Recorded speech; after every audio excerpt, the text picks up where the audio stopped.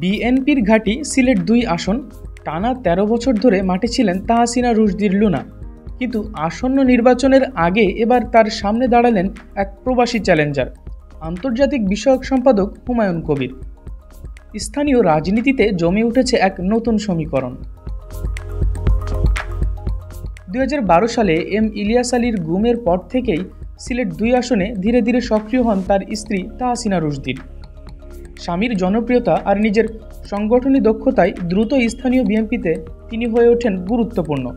দলীয় পদেও পান চেয়ারপারসনের উপদেষ্টা মর্যাদা। কিন্তু গত শুক্রবার বিশ্বনাথে এক সুখী সমাবেশে প্রার্থিতা ঘোষণা করেন প্রবাসে থাকা বিএনপি নেতা হুমায়ুন কবির। তার এই ঘোষণায় বেশ নড়েচড়ে বসে তাহসিনার শিবির। পরদিনই তারা আয়োজন করে বিক্ষোভ মিছিল, যেটিকে বলা হচ্ছে গত এক যুগের মধ্যে সবচেয়ে বড় বিক্ষোভ। তাহসিনার সমর্থকদের অভিযোগ, দুঃসময়ে দেশে আন্দোলন সংগ্রামে হুমায়ুন কবিরের কোনো অবদান ছিল না। স্থানীয় মানুষের সঙ্গেও তার তেমন সম্পর্ক নেই, বরং বহিষ্কৃত নেতাদের পৃষ্ঠপোষকতায় তিনি এলাকায় মাঠে নামছেন।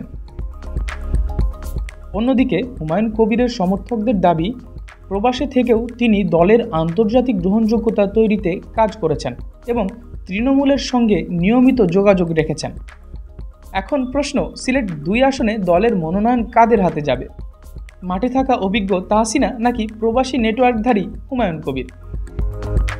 নির্বাচন যতই ঘনিয়ে আসছে, সিলেট-২ আসনের প্রতিদ্বন্দ্বিতা ও আলোচনার ঝড় ততই বাড়ছে।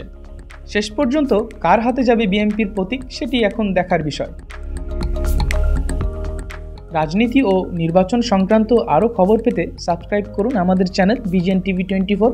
সংবাদ যেখানে, বিশ্বস্ততা সেখানে।